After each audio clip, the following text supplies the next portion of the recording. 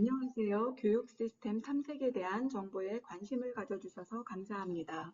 이 정보 및 리소스 목록은 공동체 발전 네트워크 CAN, 커뮤니티 어드밴스먼트 네트워크의 직원과 언어 액세스 실행팀이 개발했습니다. 이 프레젠테이션의 목적은 교육의 이점과 미국의 교육 시스템에 대해 유용한 안내를 하는 것입니다. 이 프레젠테이션에는 미국의 학교에 적응하기, 자녀를 뒷받침하는 요령, 고등학교 후 부모와 성인이 이용할 수 있는 옵션, 통역사를 구하는 방법을 다룹니다. 먼저 미국에서 교육을 받을 때의 이점을 보겠습니다. 교육을 받으면 자녀가 미국에서 성공하는 데 도움이 됩니다. 학생들은 다양한 문화권의 사람들과 연결할 수 있는 기회가 있고, 그리고 성인은 기술을 개발하고 경제적 기회를 확장할 수 있습니다. 미국에서는 일반적으로 약 6세에 시작하여 18세에 끝나는 특정 연령의 어린이에게 의무 교육을 제공합니다. 3에서 4세 어린이는 특정 학교 및 학군에서 제공하는 등급에 따라 유아원에 다닐 수 있습니다. 5세가 되면 유치원에 다닐 수 있습니다. 유아원 및 유치원은 선택 사항이며 법적 의무 사항은 아닙니다. 초등학교는 학교 교육의 첫 단계이며 유아원 및 유치원 학년 단계로 시작합니다. 초등학교는 일반적으로 5학년까지입니다. 중학교가 다음 단계이며 일반적으로 6학년에서 8학년까지입니다. 고등학교는 마지막 의무교육 단계이며 일반적으로 9에서 12학년을 포함합니다. 고등학교를 졸업한 후 자녀는 대학이나 직업훈련 학교에 진학할 수 있으며 이는 선택 사항이며 법에 의해 요구되지는 않습니다.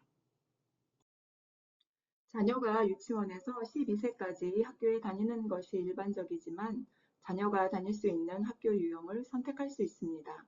첫 번째 옵션은 공립학교입니다. 공립학교는 무료이고 종교와 연결되어 있지 않으며 주정부 기준의 교육 과정이 있고 과외 활동의 옵션이 많으며 남녀공학입니다. 식이 제한이 있는 종교를 가지고 있다면 공립학교 식당에서 특정 식사를 요청할 수 있습니다. 그 다음 옵션은 공립 차터스쿨입니다. 공립학교와 마찬가지로 공립 차터스쿨도 무료이며 종교와 연결되어 있지 않지만 식이 제한이 있는 종교를 믿는 경우 특정 식사 요청을 허용합니다. 약간의 차이가 있습니다. 공립 차터스쿨은 공립학교보다 더 교육 과정이 융통성이 있고 일반적으로 공립학교보다 방과 후 활동에 대한 옵션이 적습니다. 마지막 옵션은 사립학교입니다. 공립학교나 공립 차터스쿨과 달리 사립학교는 무료가 아니며 매우 비쌀 수 있습니다. 일부 학교는 종교적일 수 있으며 교육 과정은 매우 유연합니다. 과외 활동은 학교마다 다릅니다. 학생이 공립학교에 다닐 경우 이웃에 있는 학교가 배정됩니다. 동네마다 초등학교, 중학교, 고등학교가 있습니다. 자녀가 다닐 학교와 충분히 가까운 곳에 거주하는 경우 학교에서 교통편을 제공하지 않습니다. 부모가 자녀를 학교에 데려다 주어야 하거나 자녀가 걷거나 자전거를 타고 학교에 등교할 수 있습니다. 학교에서 멀리 떨어져 사는 경우 학교에서 자녀의 등교를 위해 무료 버스를 제공합니다. 일부 학교에서는 장애 학생을 위한 버스를 제공합니다. 장애우 학생들도 공립학교를 다니는 경우 인근 학교에 배정됩니다. 모든 공립학교에는 장애 학생을 위한 자유로운 특수 교육 프로그램이 있습니다. 이 프로그램은 학생의 개별적인 필요를 지원하게 됩니다. 자녀가 특수 교육 프로그램에 참여하면 부모는 자녀의 특별한 필요사항에 대해 질문을 받게 됩니다. 이제 학교, 교통 및 특수교육에 대한 옵션을 다루었으므로 미국 학교에 적응하는 방법에 대해 보겠습니다. 그런데 일단 자신의 학교 경험은 어땠나요? 부모님과 학생들은 선생님을 어떻게 대했습니까? 일반적인 교육 스타일은 무엇입니까? 강의에 익숙해졌나요? 토론은? 암송하기는? 고국의 학교와 미국의 학교 간에는 약간의 차이가 있을 수 있습니다. 음식은 학교 카페테리아에서 제공됩니다. 종교적인 식단이 필요한 경우 카페테리아에서 특정 식사를 요청할 수 있습니다. 각 학교에는 무료 및 할인 점심 프로그램이 있습니다. 자녀가 무료 및 할인된 가격의 점심 프로그램에 참여하기를 원하시면 자녀의 학교에 문의하십시오. 학교마다 신청 절차가 다를 수 있습니다. 스냅이 있는 경우 무료 할인 점심에 자동으로 등록될 수 있지만 해당 학군에 문의하세요. 미국에서 학생들은 학교에 출석하고 수업에 참여하며 독창적인 사고와 독립성을 보여야 합니다. 학생들은 학교에 제 시간에 도착해야 합니다. 지각하거나 결석하면 자녀의 학업에 영향을 미치고 가족에게 법적 문제를 야기할 수 있습니다. 적극적인 참여란 학생들이 수업에서 질문하고 의견을 나누어야 함을 의미합니다. 학생들은 교과서의 예를 따르기보다 자신의 아이디어를 내야 합니다. 또한 자녀는 10대가 되면 스스로 선택을 해야 합니다.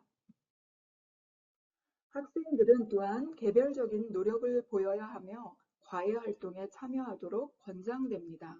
개별 노력은 학생들이 종종 그룹으로 작업해야 하는 반면 스스로의 성취와 작업에 따라 평가된다는 것을 의미합니다. 과외 활동은 정규 수업 시간 이후에 이루어지며 의무사항은 아닙니다. 방과 후 활동에는 스포츠, 예술 또는 문화 활동 등이 있습니다. 학부형이 아이들의 학교 생활을 지원하는 것은 매우 중요합니다. 자녀의 자신감을 키우고 성공을 지원합니다. 또한 부모가 교실과 학교에서 일어나는 일에 참여하고자 한다는 것을 교사들에게 보여줍니다. 자녀를 뒷받침하기 위해 할 수 있는 일이 많습니다. 새 학기가 시작되기 전에 학교 투어에 참여하거나 오리엔테이션 또는 자녀 학교의 오픈하우스에 참석할 수 있습니다. 또한 자녀와 자녀의 교육에 대한 관심을 표시하는 방법으로 어떤 날 수업에서 무엇을 배웠는지 자녀에게 물어볼 수도 있습니다. 자녀와 함께 숙제를 하고 필요한 경우 학교에 과외 도움을 요청할 수 있습니다. 그리고 학교에서 정기적으로 계획하는 학부모 교사 회의에 참석하거나 질문이나 우려사항이 있는 경우 자녀의 교사와의 만남을 요청할 수 있습니다. 자녀의 교사와 의사소통할 때 학교에서 제공하는 무료 언어 서비스를 이용할 수 있습니다. 학부모는 학교 회의 및 교사 및 기타 교직원과의 대화를 위해 통역사를 부를 권리가 있습니다. 서비스를 이용하려면 자녀의 교사에게 문의하십시오. 자녀가 고등학교를 졸업한 후에 성인이 되어서도 계속 교육을 받을 수 있습니다. 고등학교 졸업 후 무엇을 할지 선택할 때 고려해야 할 몇 가지 사항은 자녀의 관심사와 진로 계획입니다. 미래에 무엇이 되고 싶어 하나요? 또한 등록금 및 장학금 수혜 여부 등 고등교육 비용에 대해서도 생각해 보십시오. 고등학교 이후의 교육에는 다양한 옵션이 있습니다. 완료하는 데 2년이 소요되는 준학사 학위를 취득할 수 있습니다. 이 옵션은 지역 커뮤니티 칼리지에서 제공됩니다. 대학에서 취득할 수 있는 학사 학위라고 하는 4년제 학위도 있습니다.